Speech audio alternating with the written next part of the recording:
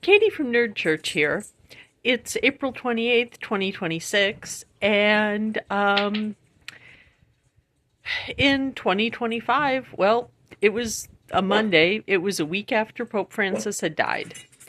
And we were all kind of, we were starting to look to the future.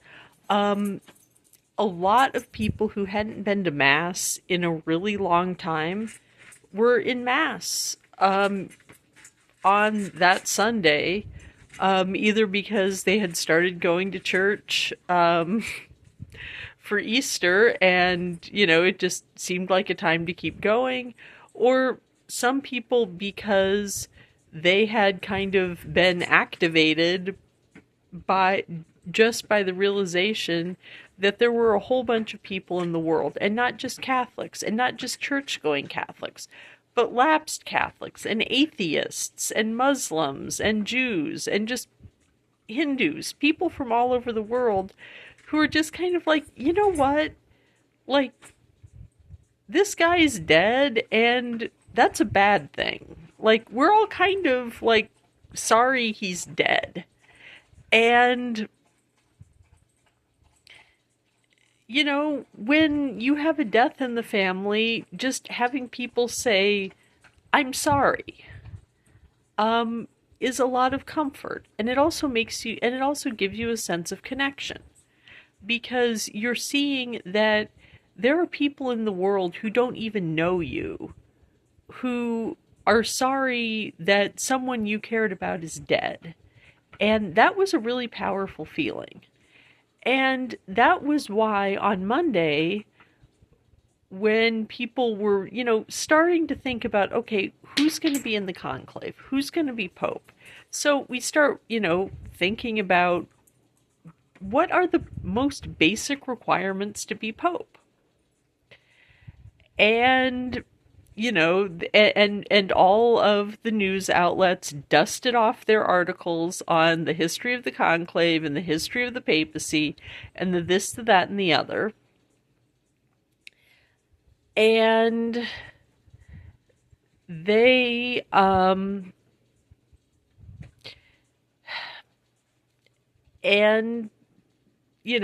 they found out that, that's not actually the history of how we get to electing the Pope the way that we elect the Pope is the interesting story. And part of that is because the actual job requirements to be Pope are extremely minimal. And there is a very good reason for that. And the reason is this. The Church of Jesus Christ founded upon the Rock of Peter. The Rock of Peter. So that means that if Peter is the first pope, then logically the requirements to be pope now cannot exclude Peter. So, because again, the magisterium of the church is understood to be additive, right? It's yes and.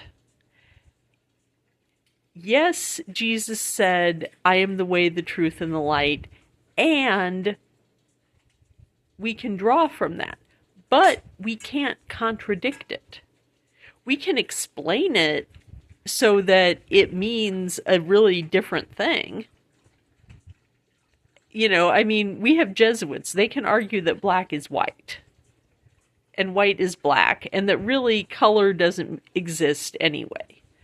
But they can't say that that piece of text doesn't exist. So what that means is that when we're determining the qualifications to be Pope, it's necessary to go back to Peter and say, okay, what were Peter's qualifications? Well, Peter's qualifications that were... So you have to look at Peter's qualifications that would not disqualify the second guy, or the third guy, or the fourth guy. So it cannot be a requirement that he's Jewish. It cannot be a requirement that he's married. It cannot be a requirement that he's circumcised. It cannot be a requirement that he follows Jewish laws. So, what are Peter's requirements?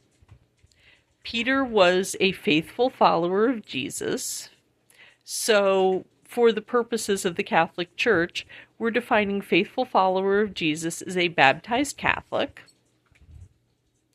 And Peter was male. So that means that the two qualifications to be Pope in this year of grace 2026 and that year of grace 2025 are you have to be a baptized male Catholic. That's it.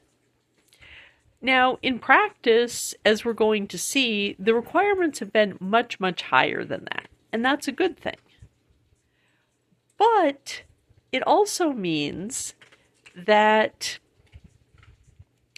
technically speaking, any Catholic man could be elected Pope, and a lot of the, super online traditional Catholic commentators, you can tell they secretly hope that, in the conclave, somebody's going to go, you know what?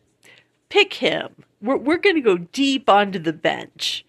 There is no rule. There is, in fact, no rule that I'm not going to call people out and name names, but that, the host of this particular traditional podcast is not technically qualified to be Pope and really wouldn't be better if they were.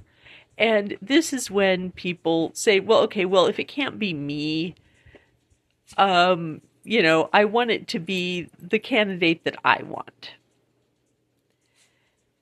And, so then you start, people start trying to make a Pope in their own image. Or if they can't make a Pope in their own image, they start looking for the candidate who they think is going to either reverse Francis's legacy or continue Francis's policies. Because that's always the choice in every conclave, rupture or continuity. And the thing is how big the rupture or how big the continuity is always on the table. Because, again, there's about 500 million people who are theoretically qualified to be Pope. The purpose of the conclave is to pick the best one. Nerd Church out. See you tomorrow.